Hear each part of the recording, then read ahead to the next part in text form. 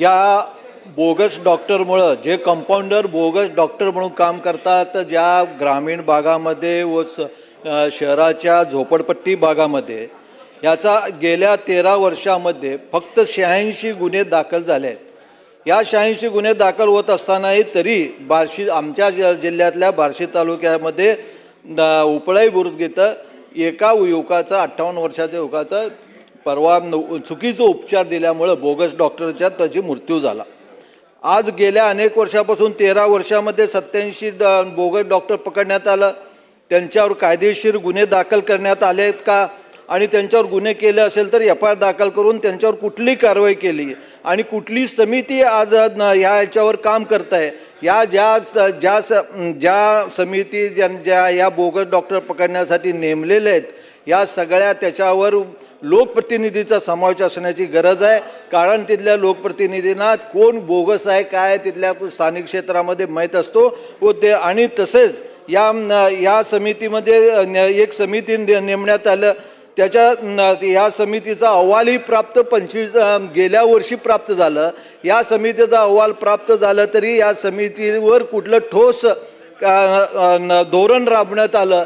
ही धोरण अजून राबविण्यात आलं नाही. ही धोरण किती दिवसामध्ये आपण जाहीर करणार आहोत आणि या बोगस डॉक्टरापासून होणाऱ्या या लोकांना चुकीचं जे आजपर्यंत जे उपचार मिळतोय आणि काही डॉक्टर लोक ह्या उपचारामध्ये लहान सहान शस्त्रक्रियाही करतात आणि ह्या सगळ्या गोष्टी कधी थांबणार आहेत आणि लोकांचे ज्या गेल्या अनेक वर्षापासून लोकांचं ज्या बोगस डॉक्टरामुळं ज्या असं मृत्यू प्राप्त होतो या सगळ्या कधी थांबणार आहेत हे मंत्र्यांनी आम्हाला उत्तर द्यावं. आता या बोगस डॉक्टरामध्ये कोण कोण येते की जे MBBS post graduate, Maharashtra council of Indian medicine, Ayurveda, Unani, BMS, BHMS, dental यांचं जे रजिस्ट्रेशन आहे ते रजिस्ट्रेशन न करणारे प्रॅक्टिशनर जे आहेत हे बोगस डॉक्टर या संज्ञेमध्ये मोडत आहेत. आता याचा उल्लेख सन्मान्य सदस्यांनी केला.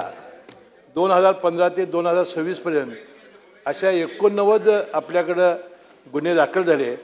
त्यामध्ये त्यांनी सांगितलं की उपळाई ठोंगे तालुका बार्शी येथे तानाजी नरहरी सुतार या एका तरुणाचा मृत्यू झालेला होता आणि त्याबद्दल FIR केलेली असून आता ती कोर्टामध्ये न्यायप्रविष्ट आहे. आता यामध्ये आम्ही एक समिती नेमलेली होती. यामध्ये आता शिक्षा काय काय आहेत. नॅशनल मेडिकल कमिशनमार्फत याच्यामध्ये त्यांनी सुचवलं आहे की अनाधिकृत वैद्यकीय व्यवसाय करण्याला 1 वर्षपर्यंत कैद किंवा 50 लाखापर्यंत दंड. महाराष्ट्र मेडिकल प्रॅक्टिशनर अधिनियम 33 अन्वये 2 वर्षपर्यंत किंवा 10,000पर्यंतचा दंड आणि नंतरच्या गुन्ह्यासाठी 10 वर्षापर्यंतची कैद.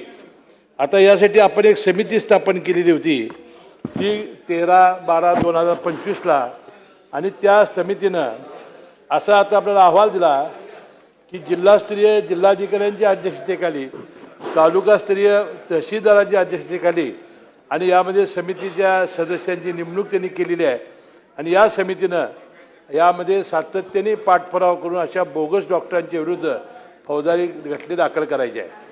आता आम्ही एक नवीन ह्याच्यामध्ये एक व्यवस्था केलेली आहे. No your doctor.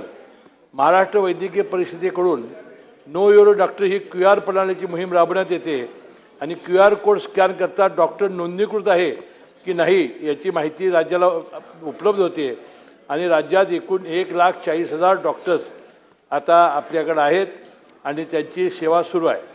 आता आपण राज्यामध्ये आणि खाजगी असतील किंवा शासकीय मेडिकल कॉलेजच्याद्वारे आता 12,824 नवीन MBBS डॉक्टर्स आता दरवर्षी येत आहेत आणि मला वाटतं आता बोगस डॉक्टरांची संख्या ही आता यापुढे काळात होणार नाही याची दक्षता शासन घेत आहे.